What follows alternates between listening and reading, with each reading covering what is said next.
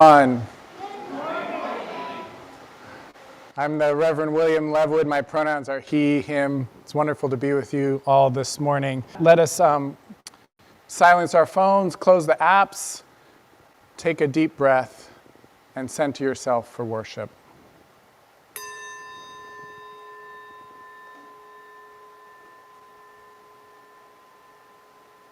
We begin by calling forth and honoring the people who made each of us, our biological and spiritual ancestors, teachers, and guides.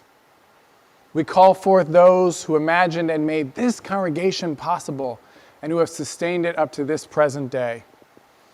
We open and welcome to the ancestral people of this land, acknowledging that our church, like all of Burke, rests on the unceded territory of the Manahoac tribe of the Great Sioux Nation. We seek healing and the realization of justice with the people of this land who live on in their descendants, the present-day members of the Monacan Indian Nation, the Patawomeck Indian Tribe of Virginia, and the Piscataway Indian Nation. We honor the ancestors as we move toward healing so that all together may one day know full justice. We welcome you to Accotink Unitarian Universalist Church live stream worship service and in-person service. It's so good to see everybody this morning. Good morning, Accotink. I am Nancy Melito. My pronouns are she, her, and I'm happy to be your worship associate today. Accotink UU Church is a welcoming and inclusive community that seeks to create a more just and compassionate world. All are welcome here in this justice-seeking, earth-healing community of faith. You are welcome no matter whom you love, no matter your identity or heritage, no matter your beliefs or background, no matter your means or abilities. You are welcome here in this religious community.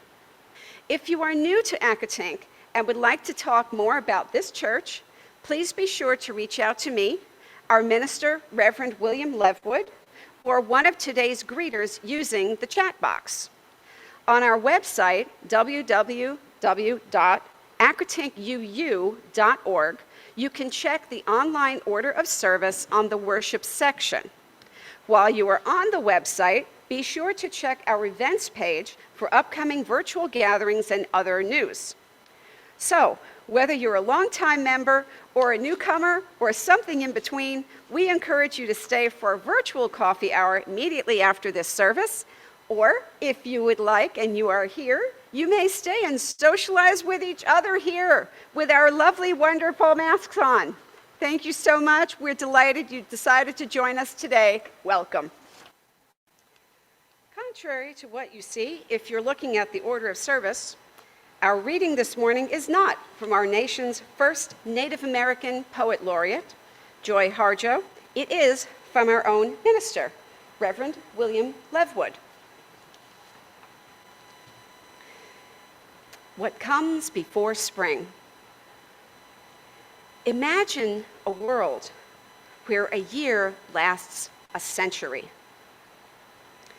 If, like me, you were born in March, you would begin your journey amidst the flowering of the cherry blossoms in the springtime, coming of age in the heat of summer.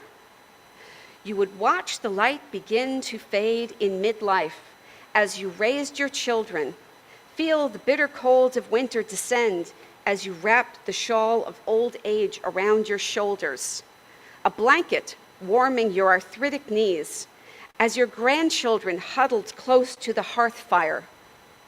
You might, like me, worry as to whether the flowering of spring would return again as you had heard it in past years.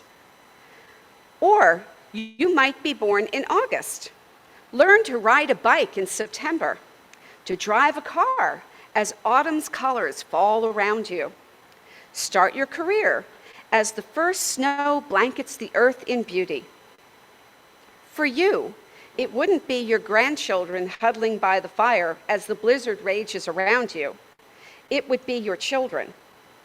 You wouldn't place a blanket over your lap, but wrap a coat around your shoulders as you venture out into the blizzard, returning home to care for children and grandparents, gratefully pulling the canned tomatoes from the pantry if you're lucky. Maybe you were told stories of springtime and been sung to sleep with the songs of summer, your lullabies. Cursing the poorly insulated walls of the cabin, going to sleep late and waking early, dreaming of flowers, praying you get to see your children grown, heading to work beneath the blooming cherry blossoms. Imagining yourself in old age, sitting on the porch in the summer heat as your grandchildren catch fireflies and dusk brings close the warm, dark night. Whenever you were born in this century-long year, you would see each season only once, reliant on the old stories and your wits to guide you through the unknown terrain. Good luck, I say. Good luck, my dear friends, my family through the generations. May you know spring and what comes before spring. In 1997, William Strauss and Neil Howe published their book, The Fourth Turning, prophesying a period of crisis beginning around 2005 and lasting 20 to 25 years. Of their predictions of what crises the world might face during this future period of crisis, now that we're living that future, though a few years later than they predicted, 3 predictions stand out. Writing in 1997, remember, they proposed the possibility of the spread of a deadly virus that could precipitate struggles over political authority between local, state, and federal government, and lead to vigilante battles in the streets. Writing in 1997, they listed a possible direction for the crisis to come as a violent conflict in the former Soviet Union, perhaps even a Russian alliance with another rising power. They name Iran. That this crisis would send oil prices through the roof and could potentially lead to total war. And they also predicted a few different scenarios that could lead to financial crisis. In fact, more recently, Strauss and Howe put forth 2008's recession as the start of the period of crisis. I don't know about you, but I find these predictions remarkable in their accuracy. Strauss and Howe might also be surprised at how on point their 1997 predictions have turned out to be, because in the paragraph following their list of possible scenarios for what they call the fourth turning, they wrote, "It's highly unlikely that any one of these scenarios will actually happen." What they felt confident predicting was a period of crisis, beginning sometime in the decade of the 2000s and lasting 20 to 25 years. How is it that they could foresee such a thing? Their theory, known as generational theory, looks at human history and sees history proceeding cyclically in 80 to 100-year epochs, each consisting of 4 predictable societal seasons, or as they call them, turnings. In their book, they chart these century-long years and their seasons through history, finding consistent patterns like those 4 societal seasons, those turnings, which they name the high, a societal spring, the awakening, a societal summer, the unraveling, autumn, and a 4th turning they call the crisis, the societal winter we now find ourselves in the middle of. Each societal season, like natural seasons, have certain defining features, features which outline the societal possibilities in that time period. Much as you wouldn't try to grow tulips in the winter or be surprised by a heat wave in August. The first turning, the springtime high, is a time of prosperity and social cohesion. The most recent first turning in American history was the post-war period of the late 40s, 50s, and early 60s. The second turning, the summer awakening, flows naturally from that spring.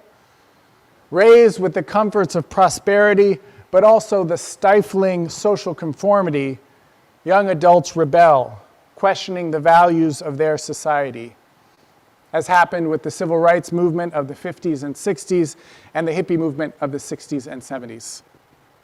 The third turning is a time of unraveling. It's a time of cultural creativity with a burgeoning of subcultures, much like the burst of color from fall leaves. As adults of all ages harvest the last fruits of the era, even as the light begins to fade more each year. The last time this happened in America was the 80s and 90s, with their proliferation of social problems, from rising teen pregnancy to the AIDS and crack epidemics, a rise in violent crime, the war on drugs, and the mass incarceration of black men and women. And culturally, there was an explosion of new forms, from punk to hip-hop to heavy metal, and a concurrent backlash launching the culture wars, each side feeling that they were fighting for the soul of America. The fourth turning, the winter of crisis, flows naturally from that societal autumn. The various social, economic, and political problems all reach crisis points, culminating in a larger crisis that threatens to destroy the world as we know it. Inspired by this threat to our very survival, people come together to try to resolve the conflicts that have been festering through all the prior seasons and lay the foundations for the next century-long year. This is what comes before spring. Now, the societal seasons, just like natural seasons, you could say are a simplification. Some winters are harsher than others, some longer. Sometimes it even snows in April. There can be droughts in times of the year when there's usually plentiful precipitation. Nonetheless, there are guiding features of the seasons, and the seasons being bigger than us have a strong effect on us. The societal seasons being bigger than us have a strong effect on us. When we're born sets a certain tone for our life together as societal beings, as a generation. It makes a difference if there is an economic recession just as you're entering the workforce, or a global pandemic when you're at your most vulnerable in old age. It matters if during your coming of age, the mood of the nation is one of unity, conformity, and prosperity, like in the 1950s, or if there are rancorous culture wars and a glorious diversity of cultures and subcultures, from skaters to hip-hop heads to techies to zine writers and artists, as there was when I was coming of age in the 1990s. One of these, the 1950s, leads to what Strauss and Howe termed the second turning, the awakening, the societal summer. Leads to the civil rights movement and the hippie movement. I think that's the emblematic song for that is Sam Cooke's "A Change Is Gonna Come." Think of that song and the confidence that change will come, is happening. In the other season, in my coming of age in the 90s, during that third turning, that unraveling, that autumn time, there's a different song with similar lyrics. John Mayer singing, "We're waiting on a change to come," saying we know the deck is stacked against us and the change can't happen right now. It's constrained by the societal season and its features. But that autumn leads inevitably to the societal winter and the crisis, which is a time of great hardship but great opportunity as well. We are in that fourth turning, that crisis era, the winter of our century-long year now. And the crisis I mentioned earlier, predicted in 1997, turned out to be eerily accurate as we find ourselves facing a whole host of crises. Ecological breakdown from climate change, institutional gridlock and collapse in our political sphere, with rising authoritarian impulses both at home and abroad, the economic distress from 2008's recession, from Trump's trade wars, and now from hyperinflation and an oil supply shortage sending prices soaring. Not to mention the social and cultural distress with the culture wars now, as Strauss and Howe predicted, moving from talk shows into state and federal legislatures, fueling increasing divisiveness. The fourth turnings of the past show us what's possible, what we might be facing over the next 5 to 10 years. It could be a rearranging of nation-state boundaries, like the American Revolution that gave the United States its independence from Britain. It could be a civil war that threatens to tear our nation apart, or at least pile on huge loss of life, as happened during the Civil War. Or we could face an economic crisis of monumental proportions like the Great Depression and the possibility of a total war like World War II. Note that these past crises, this is the moment in the sermon when everybody's depressed. Note that these past crises came about because we were trying to create a new order founded on our highest ideals. The American Revolution and World War II largely succeeded in achieving their goals.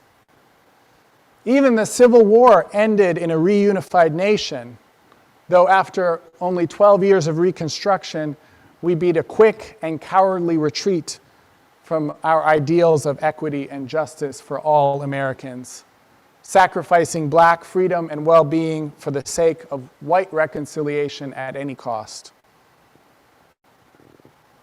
There is an opportunity in this moment, in a fourth turning, to find and resolve the crisis, the core crisis of our time. Strauss and Howe suggest that core tension in our time is between personal choice and community well-being. And that all the diverse crises that I mentioned just a few moments ago will converge into one big crisis, one big problem for us to resolve. As we seek to resolve that core crisis, to find a resolution in the tension between personal choice and community well-being. They tell us, quote, American society will be transformed into something different, maybe something better, or it may be something unspeakably worse. The crisis resolution will establish the political, economic, and social institutions with which our children and heirs will live for decades after. They suggest that Americans, particularly Democrats, will need to embrace personal sacrifice, including economic sacrifice for the sake of the greater good. And also that Americans, particularly Republicans, will need to embrace public authority, relinquishing their vice grip on civic freedoms like the right to not wear masks or be vaccinated, for the sake of the greater good. Believe it or not, I find a good deal of hope in this generational theory. These are hard times we're living through, but generational theory tells us that these hard times won't last always. And just as in crises past, The societal winter holds out that possibility that we can plant the seeds and lay the foundations for a new era. When a crisis goes well, Strauss and Howe tell us that a new social contract reconciles competing principles on a new and potentially higher level of civilization.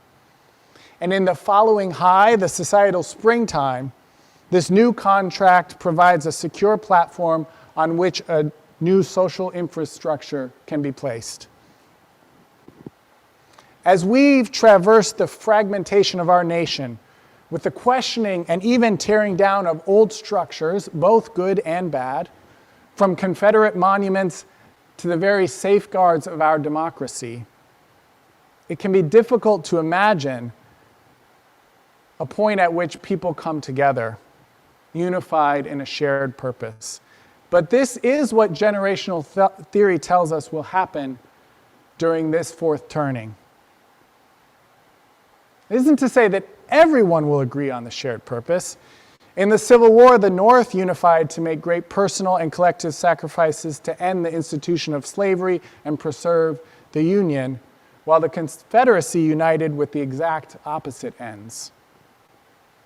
During the Great Depression and World War II, Americans came together to engage in public works projects that built the infrastructure we still depend on today.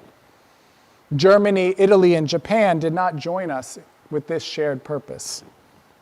And even the building of that new infrastructure, principally through social programs that act as inequitable affirmative action for white Americans, a leg up that was not only not available to Black and Indigenous Americans, but even came with it an exacting of economic deprivation, more economic deprivation on those groups, further widening the social and economic divide, a problem that we continue to grapple with today.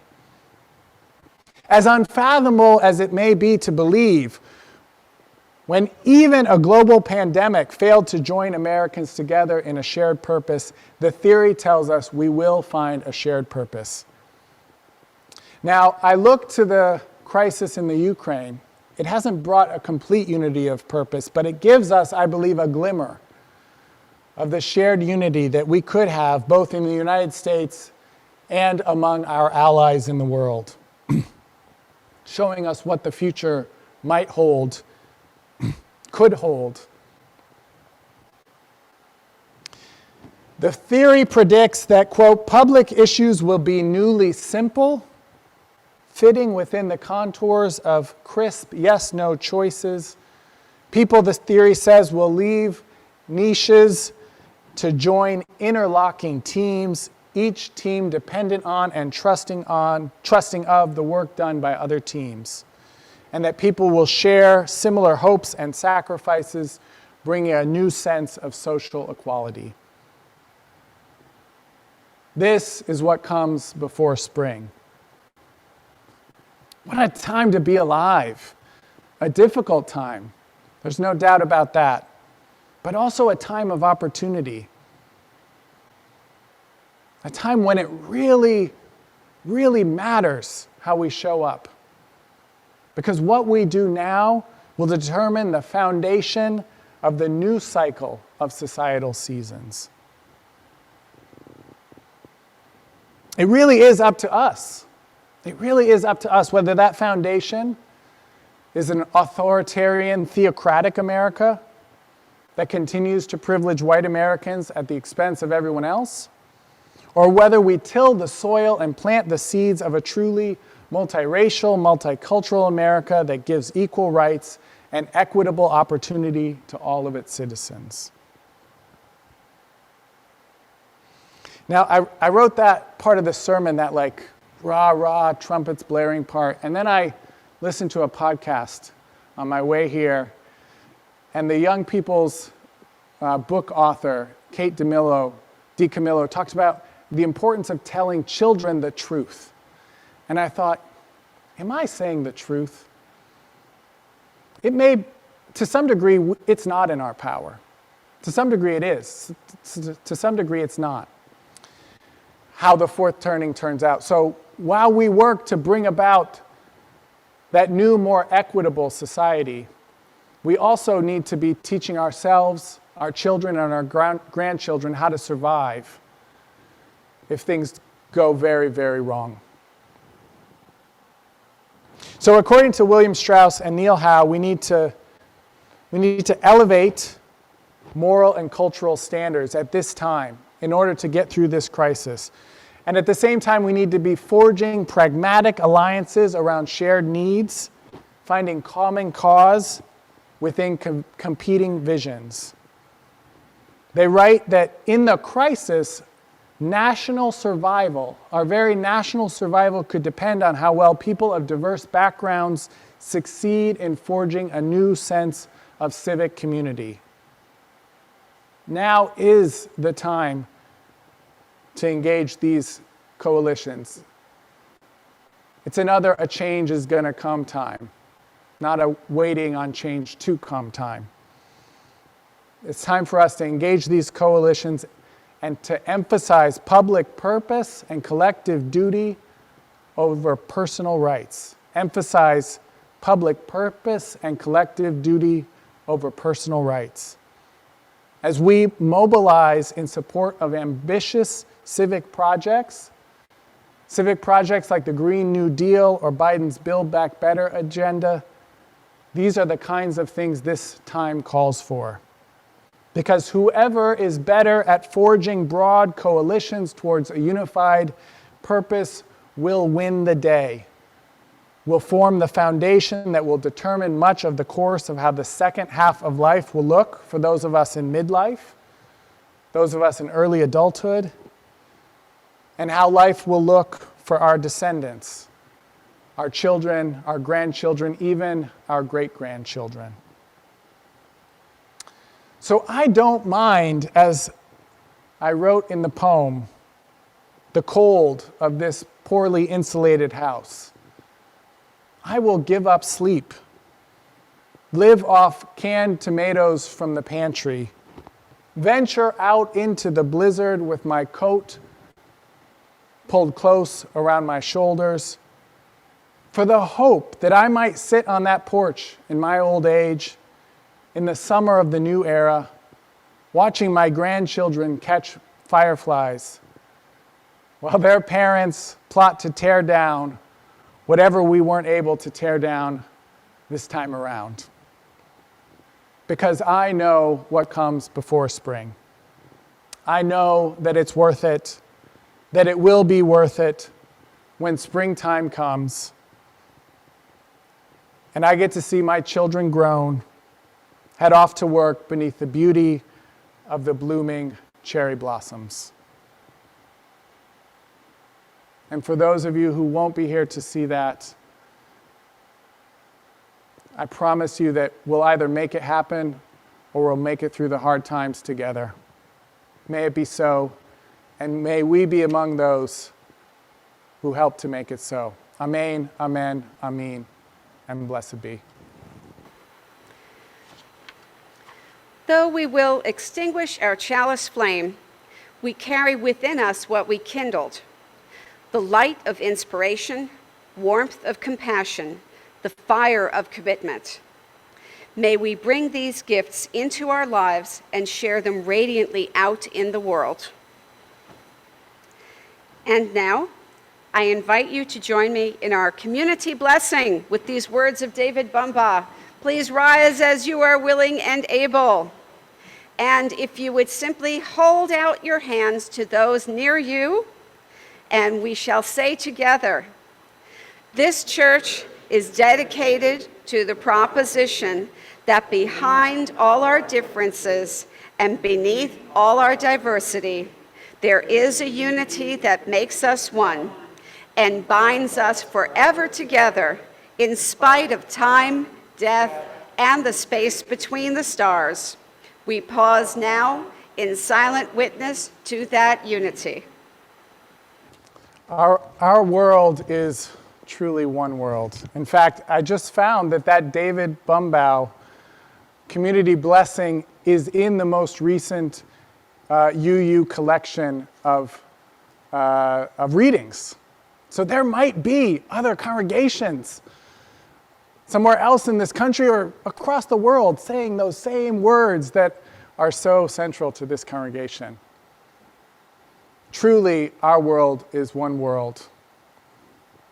May we know that, and as we journey through the seasons of our lives, of our collective lives, may we remember and act with conviction and with compassion.